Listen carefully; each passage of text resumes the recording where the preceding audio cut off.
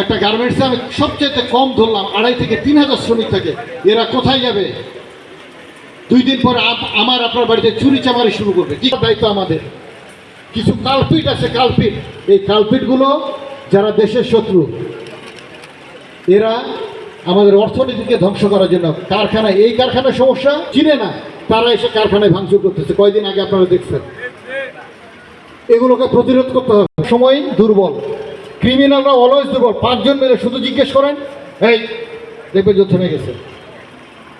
ঐক্যবদ্ধ হন। অনেক রক্তের বিনিময়ে পাওয়া আমার এই দেশ, অনেক রক্তের বিনিময়ে পাওয়া। প্লিজ দেশটাকে বাঁচান। আমরা যখন সারদায় ট্রেনিং করি, তাদেরকে শপথ পড়ানো হয়, আমাদেরকে পবিত্র ধর্মগ্রন্থ দিয়ে শপথ পড়ানো হয়। 4 ধর্মগ্রন্থ সামনে দিয়ে নিয়ে যাওয়া হয়।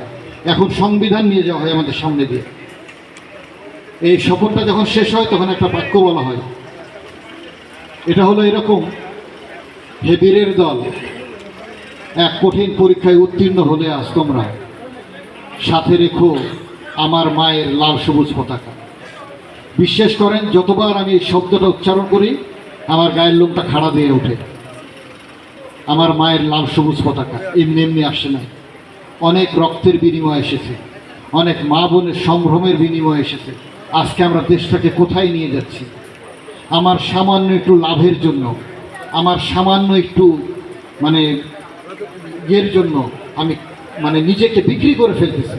আমি মিথ্যা সাক্ষ্য দিচ্ছি, আমি মিথ্যা তথ্য দিচ্ছি, আমি মিথ্যা মামলা করতেছি। আমি আরেকজনের চরিত্র হননের জন্য আমি এআই দিয়ে মিথ্যা জিনিস বানাচ্ছি।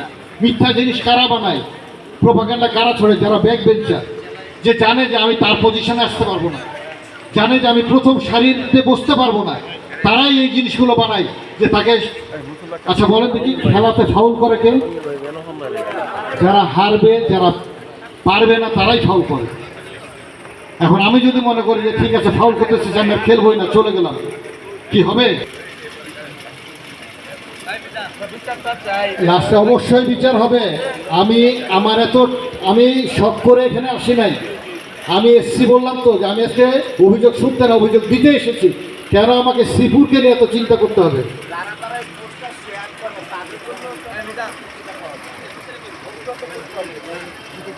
এই নিয়ে কিন্তু ওইটা বলার নাই। হ্যাঁ, যেটা আছে যে আপনার যে আইনটা ডিজিটাল নিরাপত্তায়, এটা তো এই যে মনে করেন যে ইয়ে করা, এটা কিন্তু অনেক কিছু আছে। আপনার অগোচর, আপনার কথা কেউ রেকর্ড করতে পারবে না, বুঝেন না?